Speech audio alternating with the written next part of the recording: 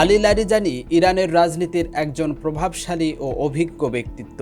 তিনি ইরানের সর্বোচ্চ জাতীয় নিরাপত্তা পরিষদের সচিব হিসেবে দায়িত্ব পালন করছিলেন। 2025 সালের আগস্টে প্রেসিডেন্ট মাহমুদ পেজেশকিয়ান তাকে এই পদে নিয়োগ দেন। একই সঙ্গে তিনি প্রয়াত সর্বোচ্চ নেতা আয়াতুল্লাহ আলী খামেনির প্রতিনিধি হিসেবেও পরিষদে দায়িত্ব পালন করেছেন। ইরানি সংবাদ মাধ্যমে লারিজানিকে খামেনির ঘনিষ্ঠ উপদেষ্টা হিসেবেও উল্লেখ করা হয়েছে।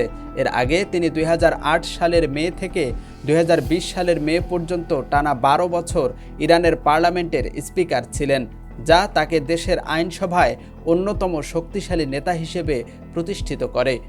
রাজনৈতিক অবস্থানের দিক থেকে তিনি একসময় পার্লামেন্টে নীতিবাদী উপদলের নেতৃত্ব দিলেও সাম্প্রতিক বছরগুলোতে তাকে মধ্যপন্থী রক্ষণশীল হিসেবে বিবেচনা করা হয়, অর্থাৎ তিনি কঠোর রক্ষণশীল ও সংস্কারপন্থীদের মাঝামাঝি অবস্থানে থাকেন।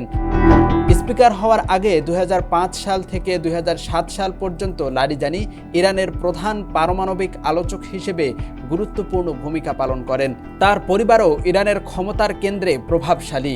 তার ভাই সাদেক লারিজানি এক্সপেন্ডিয়েন্সি কাউন্সিলের প্রধান, যা পার্লামেন্ট ও গার্ডিয়ান কাউন্সিলের মধ্যে চূড়ান্ত সালিসি সংস্থা হিসেবে কাজ করে।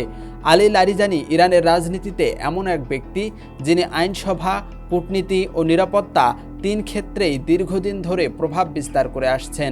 ইএফটি ফার্স্টের সাথে ট্রেড করুন যে কোনো জায়গা থেকে। ক্যাম্পাসে ক্লাসের ফাঁকে, ঢাকার জ্যামে বসে কিংবা ঘরে বসে ট্রেডিং এখন হাতের মুঠোয়। তাই ট্রেড করুন যখন খুশি, যেখানে খুশি।